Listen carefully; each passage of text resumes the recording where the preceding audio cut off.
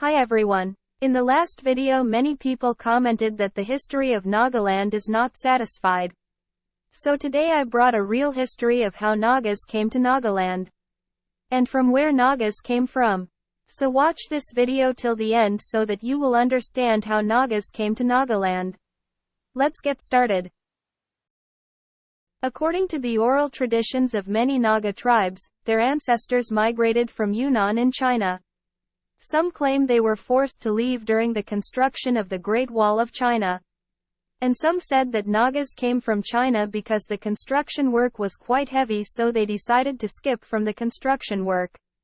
The question is how they managed to skip from the construction work. Due to hardship faced at the construction site, the group of Nagas left the work site and migrated south towards Burma, Myanmar, and settled at Michael. This is the gateway where Nagas skipped the construction site as per oral history. Having traveled from China through the jungles of Myanmar, the Nagas arrived at Mikel. The Naga tribes pronounce the name in different ways: Makrifi, Michael, Mekroma, Makarome, Mekrami, Mikel, or Makriofu, but there is no dispute over the exact location of the village or its significance. Mikel is a small village near Sajuba, Tatabai village of Senapati district in Manipur on the border of Nagaland state. But Mikel existed long before the existence of Senapati, Manipur, or even India. It is said this village became so prosperous that the people had to leave and migrate to different parts of the region.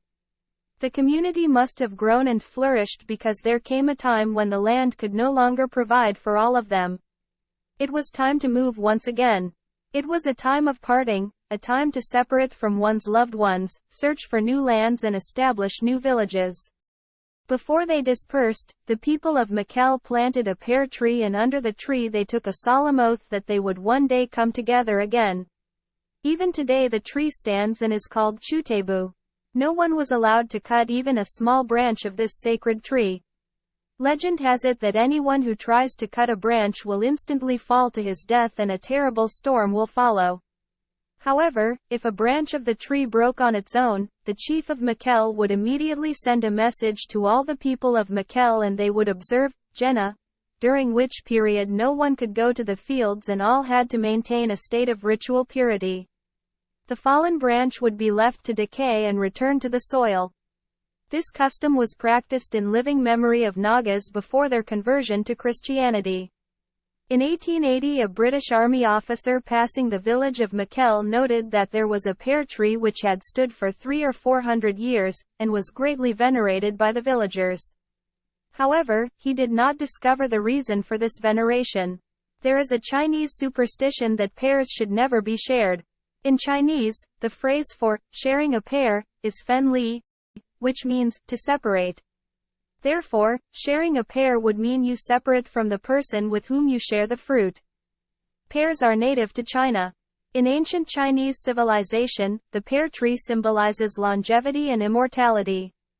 Therefore, as per the oral tradition, the Nagas originated from China. They walked through the jungle of Myanmar and began to settle in Nagaland and became the part of Indian territory. Kuknalim, that's all for today.